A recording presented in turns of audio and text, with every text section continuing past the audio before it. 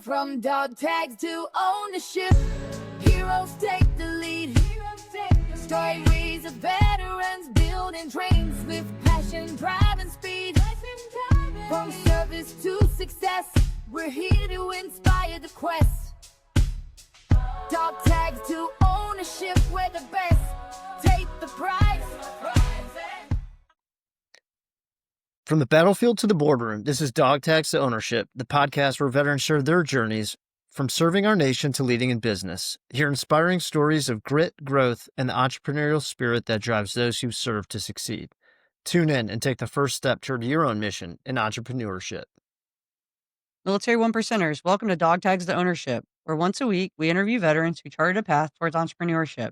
Here, our goals are to share resources, advice, and success stories about starting a business, discuss strategies for building financial independence and creating your own path, and most importantly, build a community to support each other through the challenges of transitioning from service life to civilian ownership. Today, we're extremely excited to introduce our guest to the podcast, Eva Fulton, a U.S. Army veteran, the co-founder and executive director of Brave Women Served, author of Welcome to My People Garden, filmmaker, songwriter, speaker, and so much more, to including the host of 2 podcasts, one for her book, Welcome to My People Garden, and the other, a military broadcast radio show of Pain to Purpose. Eva, welcome to the podcast, and thank you so much for joining us today to discuss your journey from dog tags to ownership.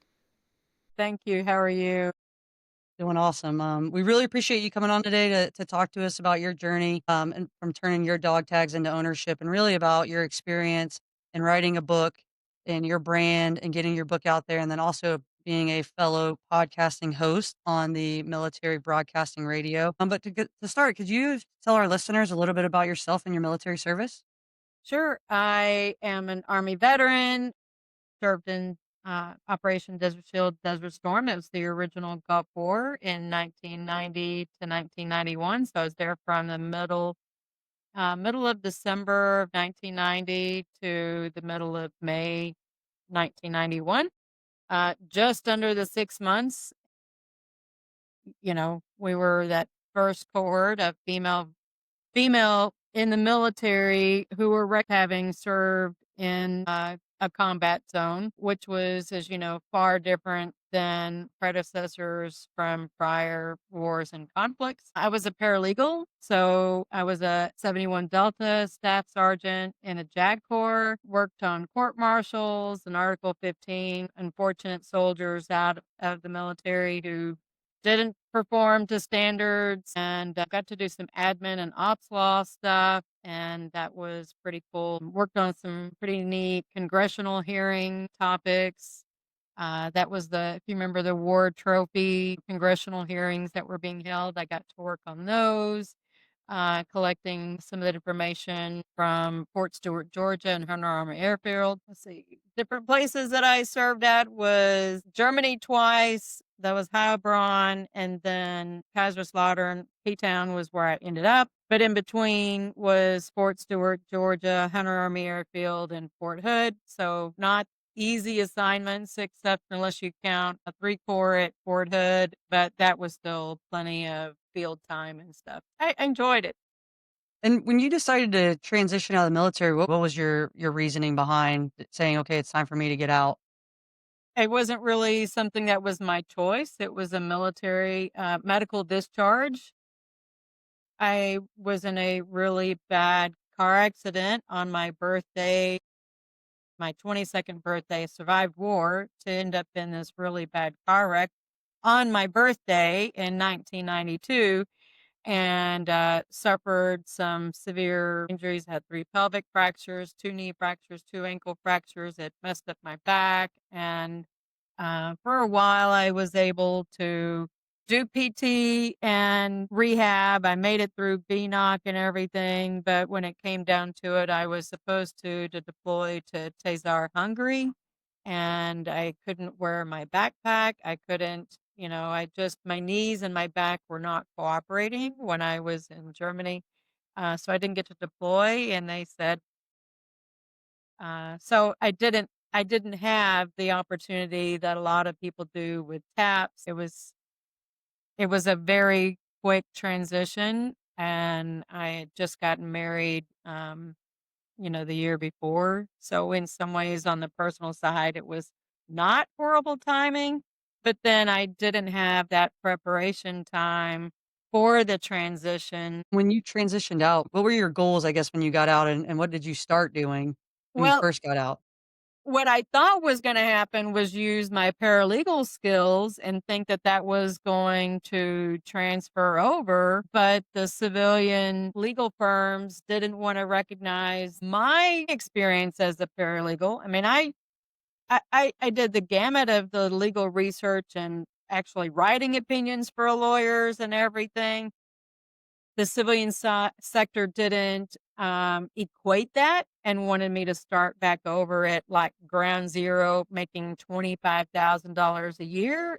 I did have some experience building access databases in the Army, so I tried leveraging that and went to work for a large firm. And I want to say it probably just wasn't a good fit. The culture was not what I was used to, but then I ended up transitioning and got a job with Lucent and then Avaya, but got laid off from both jobs. So that was the hard part is it wasn't for a lack of being able to pivot some of the skills on the database side and building flat files to upload into these databases, SAP and PeopleSoft. I learned those skills, but it just was that was the bad IT market and I got laid off. And then what? My husband and I were like, okay, we also had to navigate at the same time the housing market crash. So I lost my house, my medical disability that I had gotten, went into the house as the deposit and, the down payment and I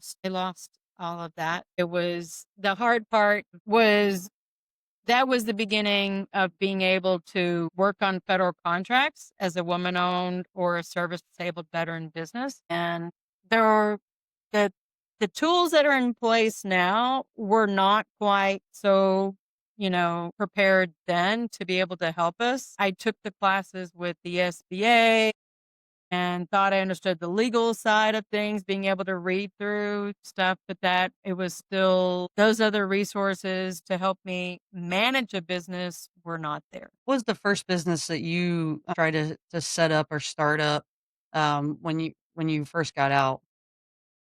Yeah, so my husband at the time was into construction and I didn't have construction experience, but I had a very marketable tool. I knew how to run a buffer. I knew how to clean, both at home as a mom, but also, in some of the buildings that we all lived in the barracks and different office buildings at 21st Take Home in Germany. I knew how to run a buffer, no problem. So we started a cleaning company and it was doing new construction cleaning. But again, the SBA was not prepared to help a woman owned service disabled veteran business. Didn't have the bonding experience, didn't have the money for the bonding I did pretty well, but that was also that time where the construction industry started tanking too. And, we just, even with the pivots was just hard to manage. So I worked on hospitals. So the new construction projects were apartments, a few apartments. We did some storage units, which were really a big pain to clean. The corrugated metal is not so easy to clean. But then the bigger money that we got was on cleaning hospitals. And it was kind of nice. I did have a good reputation because when the health department came in for inspections, when they knew that my company was there, they didn't give them any problems. They gave it a green tag on the cleanliness and it was good to go. I bid on Gaylord Texan. That was my neat experience. I didn't get the job, but to walk on the construction site and be 7 months pregnant, wearing a hard hat, I wasn't afraid to get out there. I think in some ways the Army prepared me for that. I wasn't afraid to say, hey, I've got a seat at the table too. What are some things, I don't know if you've given it, I'm sure you've done some reflection, but is there anything you would tell your younger self who was transitioning out at that time to have like done differently? I know that things have changed, obviously, from when you separated to obviously now and what the, services offer. But is there anything else that you've kind of given some thought about that you would maybe again tell your younger self to do differently? Two things. One, I think, was try to focus more on some of the college classes before I got out. And that was the hard part being a single mother. How do you manage, being a single mom in the classes and going working too, especially because I was coming from Germany, that I just didn't have that opportunity. So that was probably the hardest one, but I didn't understand what resources were there when I got out. And I was one of the first of my kind, really, in a lot of ways, getting out. So that was interesting. I was that first wave of women getting out of the military who had combat experience. So in some ways, I think stigma has been a really huge part of it because we're kind of, I want to say we're grown differently in the military as women. They civilian sector still doesn't quite know how to perceive us. So I had to it's taken a while, but I've had to learn how to GI Jane the hat that I learned how to wear in the army and learn how to be more feminine, find my feminine side. And even now, 25 years later, I still struggle with it sometimes, but it's taken a while to find the feminine side that I didn't know how to embrace getting out because nobody showed me how to unwire that. The other thing I think would be to learn how to leverage partnerships better. I thought that, well, I'm present, so therefore I should get contracts. I bid, I have some history here, and I'm not trying to say there was a certain entitlement, but I didn't understand in some ways that in that particular industry, it's very much a man's world. And even though I was trying to have a seat at the table, I didn't know how to network with the people who I was venturing in no man's land. I mean, no woman's land. I didn't have any other females to mentor me through that whole process and understand, well, here's how you go. I didn't have a problem with contacting some of, the SBA resources and trying to research, well, what's the alternative in lieu of bonding? So that's there, but people don't use it. And, I there was a lot that I didn't know. And I didn't know what questions to ask or who would have the answers and how do I get the past performance? If that's what's holding me back, how do I get and then some of it when we did get contracts didn't do enough due diligence to realize that this company that we went and worked for was really a scam. Yeah. And I think Julie can probably relate. Number of the guests that we've had on have talked about similar kind of themes. One, the preparedness and the schooling and taking advantage of all those opportunities. But two, like having that almost a guide or mentor or someone that's kind of walked in those shoes before you to kind of tell you like, hey, this is what you should look out for. This is what you should prepare for. This is how you can prepare yourself doing all of these things. The transition assistance is a good baseline to get you ready, but it's like having someone to talk to. I tried to do something better before I did the pivot out of the cleaning. So we did manage to try to pivot from cleaning to construction, and that was to do commercial construction. So we did get some of that stuff, but then still that was really barred by the cost expenses from having insurance. And if you don't have enough of the projects coming in to pay for insurance, because that's one of your biggest overheads, even if you subcontract it all out. And I wanted to do the construction. I had somebody say, oh, well, why don't you start a company that does construction fencing, that orange fencing around the construction sites. And I was like, that was a slap in the face. I felt appalled that that people were saying, oh, you should do that. just, they were just placating me. And I was appalled that I was being told to, go of it because I did the hard work. I learned how to do takeoffs and do the bidding. I didn't buy contracts. By buy contracts, that means you underbid it and then you change order it to make up the extra money. That's how they make the profit. So I didn't ever, I operated on a very fair premise that my bid was my bid. So you did all that, and then it didn't, it didn't last, I guess, or It didn't last. didn't necessarily I succeed.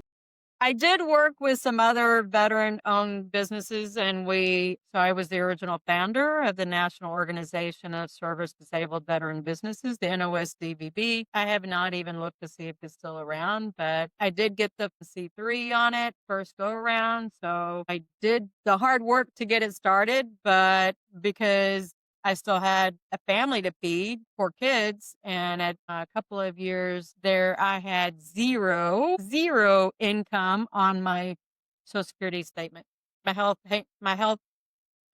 was not good there for a while either. The Gulf War syndrome stuff kind of caught up with me, and I just was not able to work. But I had started the nonprofit, and finally I had this neat transition where I found out about the education side of things, and I am a voc rehab success story. So I had a really great caseworker uh, in the Dallas-Fort Worth area. She now is the director of the whole program down there. But she took a chance on me, and I did 45 hours to finish my bachelor's in 1 year. 45 hours, made the dean's list, and I wrote a big thank you note to the VA in DC, and Shalonda got an award based upon my writing. She goes, "But you were the easiest student I ever had." Because I still had the work ethic that going to school was my job, right? We went from the best soldier to the best business owner that I could be to the best student I could be. And a lot of that, I'm still trying to be the best student I can be.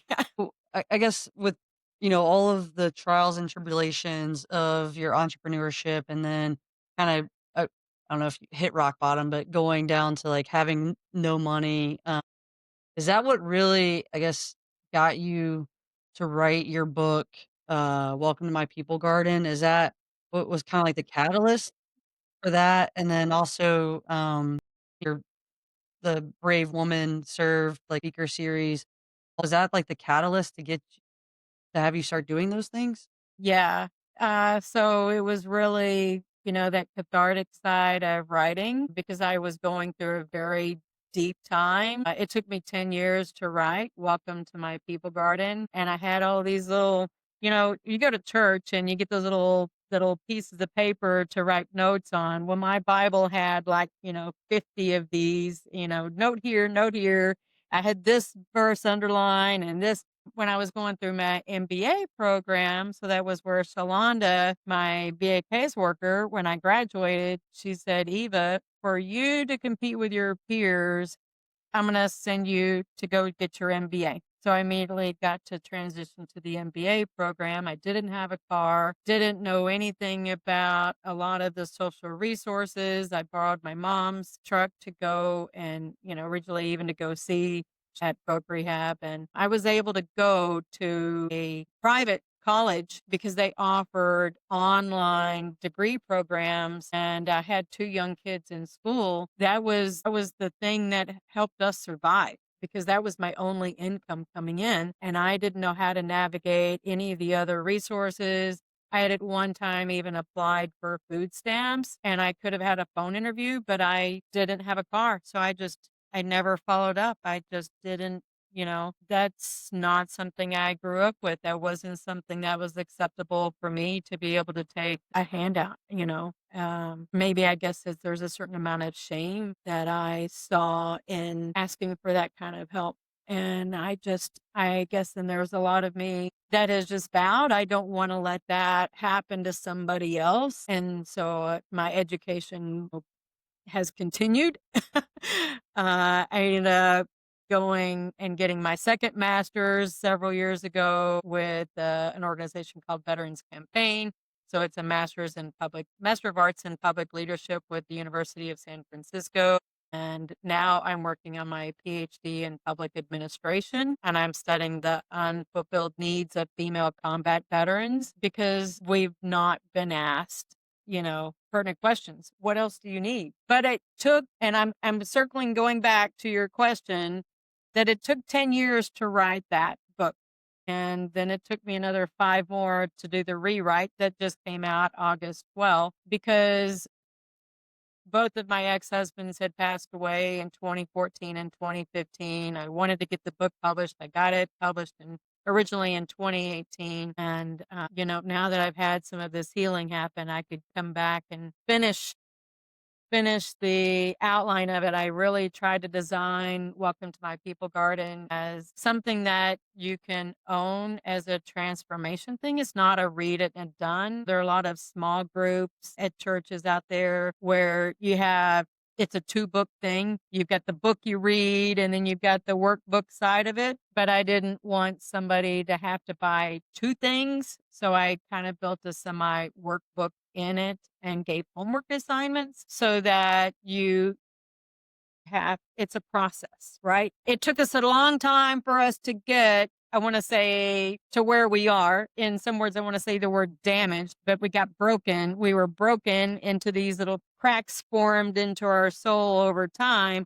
Welcome to My People Garden is meant to help fill in those cracks, because everybody can see, and this is that plug that, September is Suicide Prevention Month, and I didn't make it clear. I never attempted suicide, never thought about committing suicide, but I know that there are people who, they wear that mask. So that's why I have a mask on the front of we all tend to put a mask on our face and pretend like what everybody sees in my front yard is fine, but it's the personal backyard that only I see, my personal backyard, that it's my responsibility to clean out. But I found in going to church and my peers that were in my classes, especially my MBA program, that they said, "Hey, Eva, you write like a female Max Lucado." And I was like, "What?" I felt very humbled about that. I just like, no way, but they were like, no. I had started gardening, but as I gardened, I felt me change. And that's what I was talking about in our online classes and our chats. And so that's how Welcome to My People Garden got started, because it was them feeding with me. And then I was going through a divorce, and then they both died. And it's just kind of been this evolution of things, of growth. But the parable of the sower helped me clean that out. And I figured, if it works for me, why can't it work for somebody else? Yeah, that's amazing. And one, I just want to thank you for talking about that and being a little vulnerable with our listeners and our followers about your book, My People Garden, and where it came from, and how you wrote that book. Because like you said, people know the front door or the front porch, but not always the back porch or your backyard. And so I think that could really resonate with a lot of folks. So please check out Eva's book. She just republished it, like she said, in August. So please check it out. But then with that, Eva, you also have a podcast, I have and it's on two. 2 podcasts on the Yeah. Military Broadcast Radio. Yes.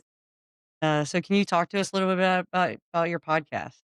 Yeah, so the name of it is From Pain to Purpose, and that is a spinoff from my documentary that I did in my second master's program. So that was my capstone project, was a documentary about women veteran homelessness. I have a co-star in my show, and my sons, helped do a little bit of directing and stuff. They helped me out. Uh, but that was also another very vulnerable side of things. So the documentary is called From Pain to Purpose, her second service story.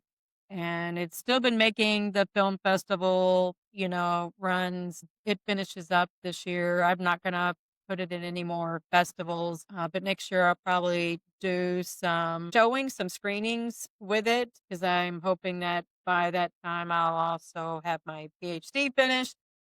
And I think that the two will tag along very well. So from pain to purpose, most people have some kind of message from pain to purpose, but sometimes they don't actually realize it. Use it with thinking about it as a chair with four legs, but you're sitting on the seat and everything is fine, right? But you've got four legs. And the four major legs of pain that I think about are the physical, the mental, the emotional, and the spiritual.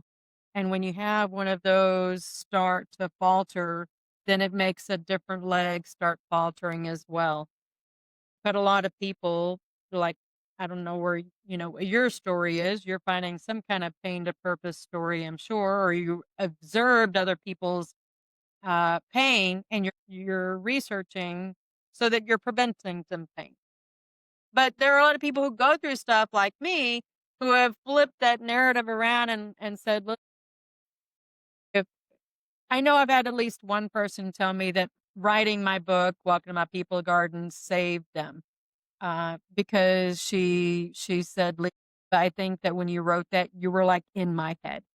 And that changed her life. I've had other people send me similar messages. So I was able to turn some internal pain, the physical, the mental, the emotional, and the spiritual, because I had all of those dynamics going on. When you're losing everything, what's left? You've got to find a way to even things back up and build back up and find some stability in life. If I can do that and turn the pain to purpose, and if that's something that helps prevent a 22 from happening or whatever the most recent published number is, then I feel like I'm headed on the right track to help somebody else and know that they can do it too because they're not alone. But would you say that's something that takes continuous work? Yeah. And it takes having a good people garden to Yeah. Much like tending to a garden, I guess, takes work. It's not like plant the seed, walk away. Exactly.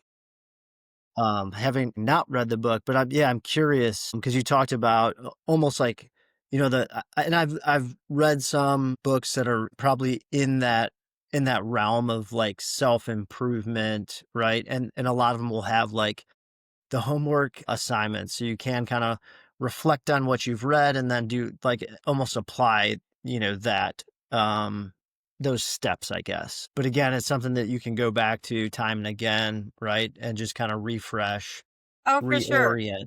Yeah. Chapter one homework, I'll give you an example. Is I invite people to go through the Bible and just find references as to gardening in there.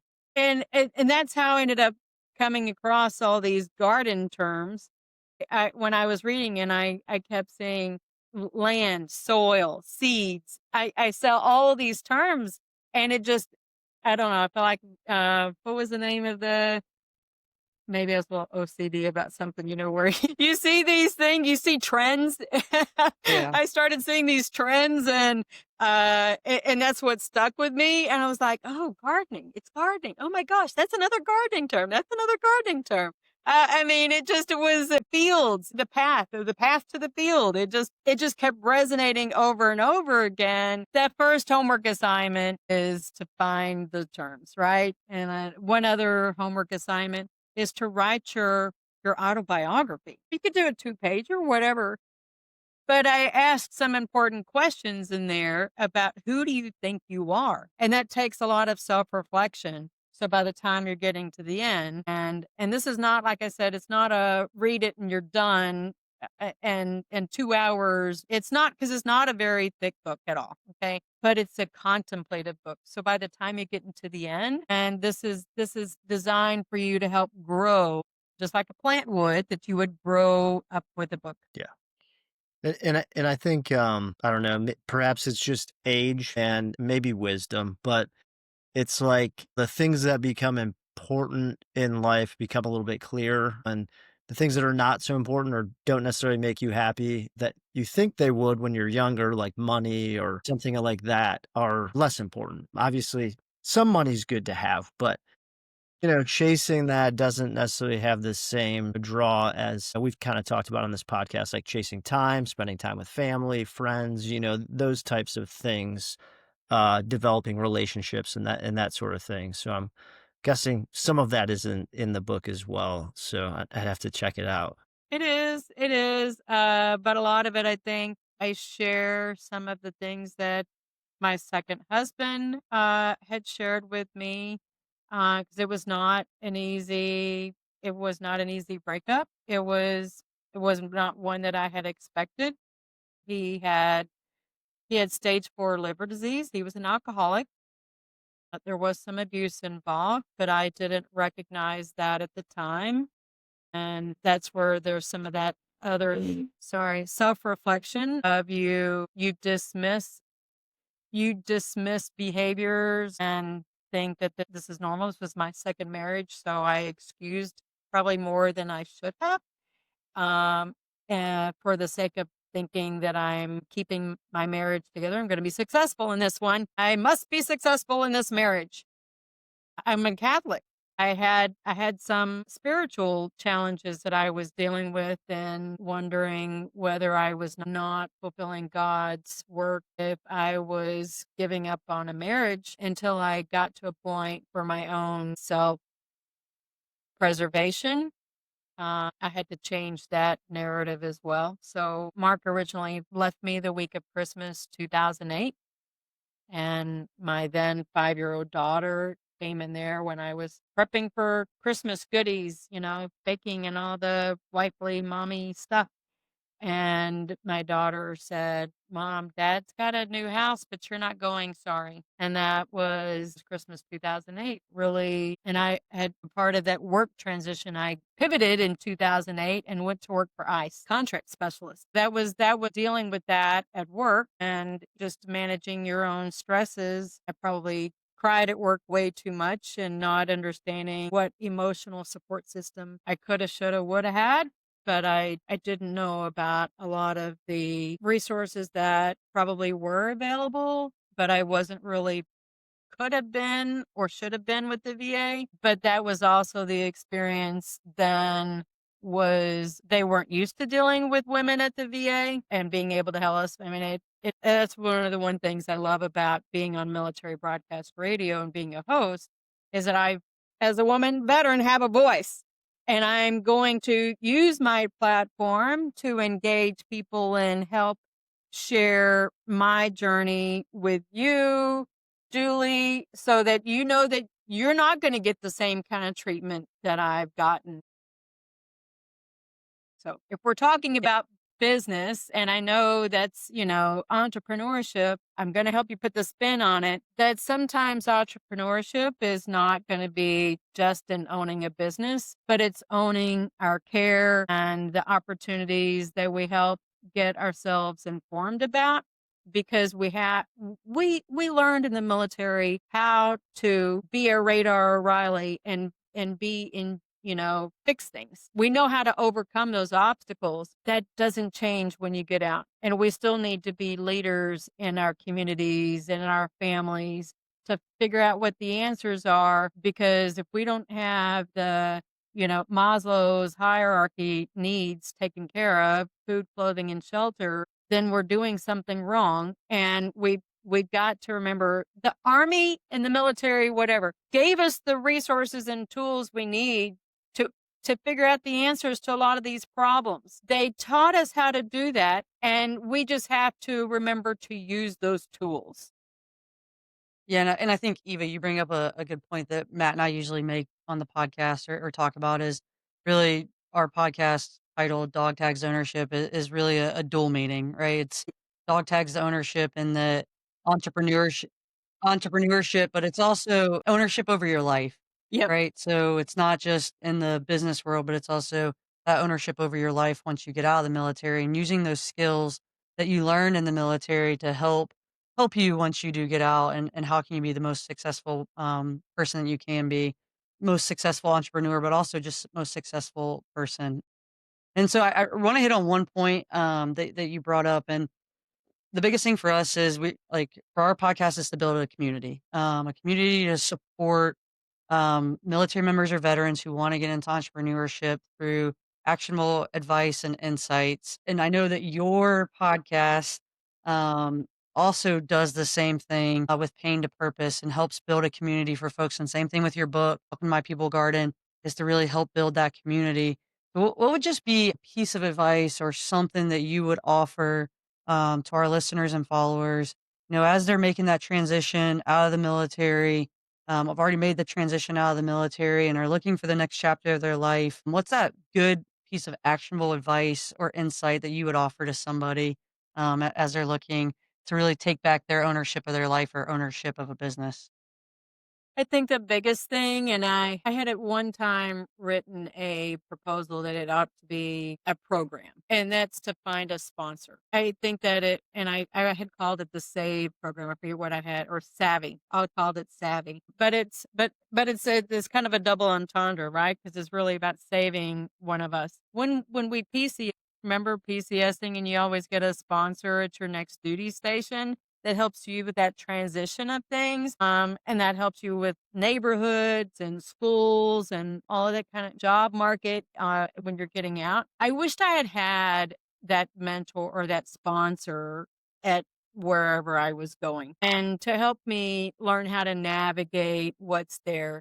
Part of the research that I've done working on my PhD is that, especially for female veterans, um, we don't transition our hats very well. We took off the military hat. Now we put on a wife hat. We put on mom hat, but we didn't learn how to take ownership and learn how to put on veteran hat very well to take care of our veteran lives because we still need that community, connection. And so that's one of the big critical things. Even and I could send you so much research that I've done. But for female veterans, especially, is finding out who your female or your women network is, because our sisters are going to help us and keep us lifted to be able to navigate what those community resources are. I appreciate that because I think me being in the military is definitely a different time than when you were in the military.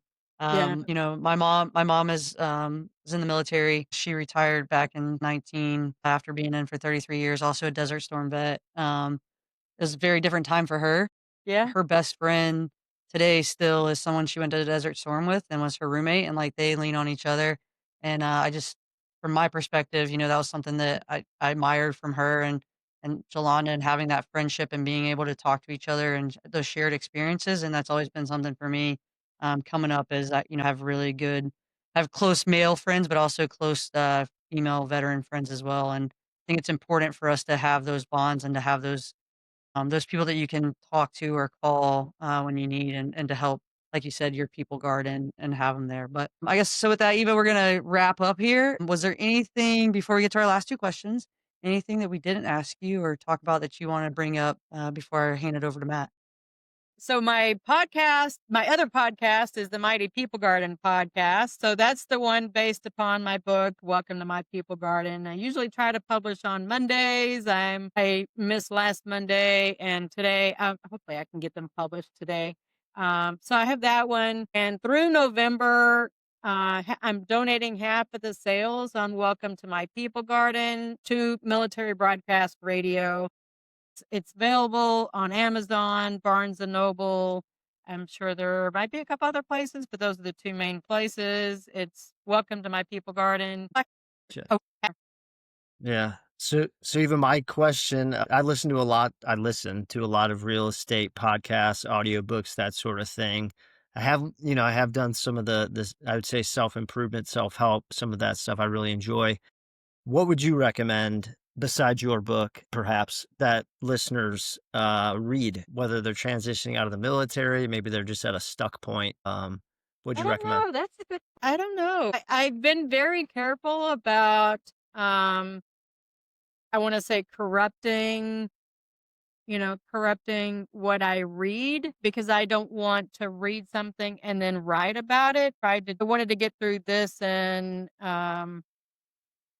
get it published before I went and looked at, read other people's stuff. I Sure. didn't want that bias in there, if that makes sense. It does. Yeah. Yeah.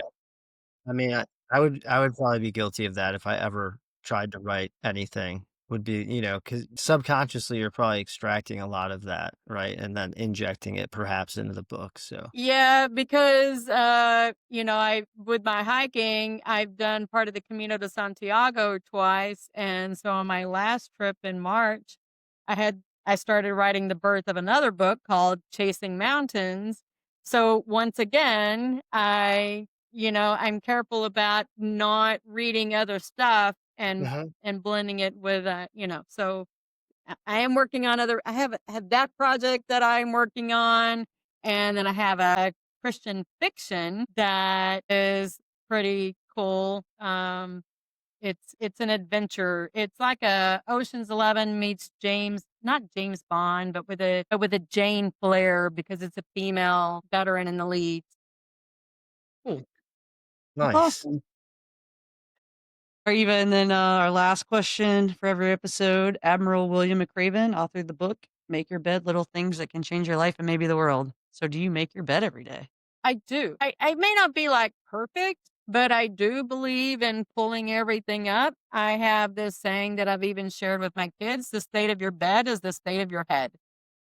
It's a way to start the day, getting the covers. You don't get the lint, dirt, whatever, flying and landing. Or if I have dogs, I don't like dog hair on my sheets. So I pulled it up. It's just a habit. It may not be perfectly made, but it's an effort that I do. And it's a process to be able to get into relax, and I'm in clean sheets when I go lay down at night. There was a while the state of my bed was really reflective of the state of my head. And that's because, the clothes, I had a king size bed, and you get the clothes piled up and you get lazy with things, but it's really kind of a reflection of I wasn't able to pay attention to the small, simple things in life to take care of those very fundamental things of putting the clothes up that need to be put up. And I've told my kids that I said, it's those very little things like that that is a signal to you to let you know, slow down, take care of the basic stuff. The other stuff really doesn't matter. But if you can keep the simple stuff done and keep some organization and keep it's the food, clothing, shelter thing, if you can keep that, then everything else is really nothing. Eva, thank you so much for coming on today and really sharing your journey. Like I said at the beginning, you came in during a time and you talked about it a lot when there wasn't a lot of female veterans. So for me to you, thank you for paving the path for us and for all of us female military members currently serving, and for those who have gotten out and those are going to continue to get out, for being that voice and that activist for us and paving that path for us. So I really appreciate that. And so thank you from me and from all of us to you. But really, just thank you for coming on and being a little bit vulnerable with us and telling us about how you have turned your dog tags into ownership through different ways, whether it was your cleaning business, pivoting to construction, and then also being an author, a producer, filmmaker, podcast host, the gamut of things. We Songwriter. really, yeah, we really appreciate you just coming on and talking about those things. Military one percenters, whether you're brainstorming your first business idea, already running a company, or just curious about where to start, Dog Tags the Ownership is the place for you. Please hit that subscribe button to receive all new episodes. Also, if you know someone who has turned their dog tags into ownership, drop us a DM on social media or tag someone. We are always looking for new guests to bring onto the podcast. And as always, Military One Percenters, thank you for your service. Let's continue this journey, working together to write our next chapter. Until next week, keep pushing to turn those dog tags into ownership. From dog tags to ownership, heroes take the lead. Stories of veterans building dreams with passion, drive, and speed. From service to success, we're here to inspire the quest. Dog tags to ownership, we're the best. Take the prize.